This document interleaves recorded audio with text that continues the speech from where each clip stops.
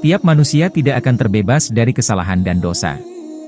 Untuk menebusnya, ada beberapa amalan yang dapat dikatakan mudah untuk dilakukan, tetapi menjadi amalan yang dapat menggugurkan dosa kita. Salah satu sabda Rasulullah Shallallahu Alaihi Wasallam menyebutkan, segala perbuatan dosa sebaik-baiknya selalu diiringi dengan amalan-amalan yang baik agar dosa yang diperbuat gugur.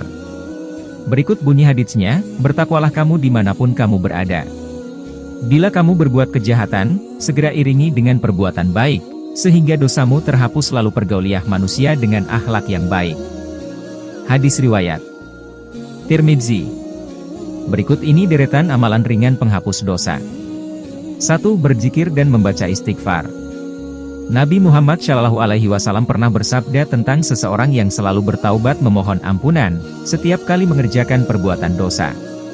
Rasulullah bersabda, jika seorang hamba berbuat dosa, lalu ia berkata, "Wahai Rabbku, ampunilah aku." Rabbnya menjawab, "Hambaku telah mengetahui bahwa ia memiliki Rabb, Tuhan, yang maha mengampuni dosa dan menghukumi setiap dosa. Aku telah mengampuni hambaku." Kemudian ia berbuat dosa lainnya, lantas ia pun mengatakan kepada Rabbnya, "Wahai Rabbku, aku betul-betul telah berbuat dosa lainnya, ampunilah aku." Rabbnya menjawab, "Hambaku telah mengetahui bahwa ia memiliki Rabb yang maha mengampuni dosa dan menghukumi setiap dosa. Aku telah mengampuni hambaku. Lakukanlah sesukamu," maksudnya selama engkau berbuat dosa lalu bertaubat, maka Allah akan mengampunimu. Maka ia pun melakukan dosa lain yang ketiga atau keempat. Hadis riwayat Muslim. Selain istighfar, ada bacaan zikir yang disebut dalam salah satu sabda Rasulullah Shallallahu Alaihi Wasallam sebagai zikir penghapus dosa sebanyak buih di lautan.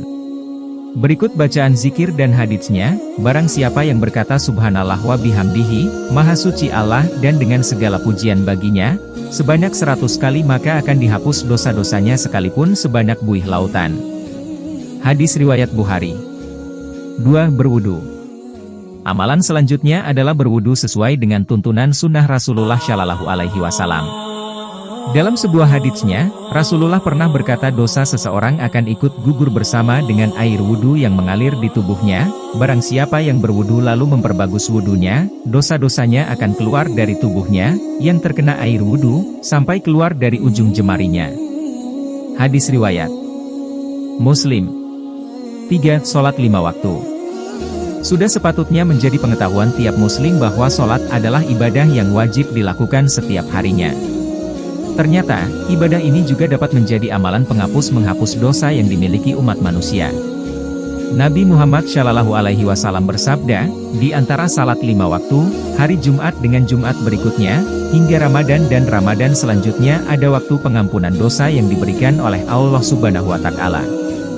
Antara sholat yang 5 waktu, antara Jumat yang 1 dan Jumat berikutnya, antara Ramadan yang 1 dan Ramadan berikutnya, di antara amalan-amalan tersebut akan diampuni dosa-dosa selama seseorang menjauhi dosa-dosa besar. Hadis riwayat Muslim. 4. Bersholawat atas Nabi. Amalan ringan penghapus dosa lainnya adalah membaca sholawat Nabi Muhammad SAW.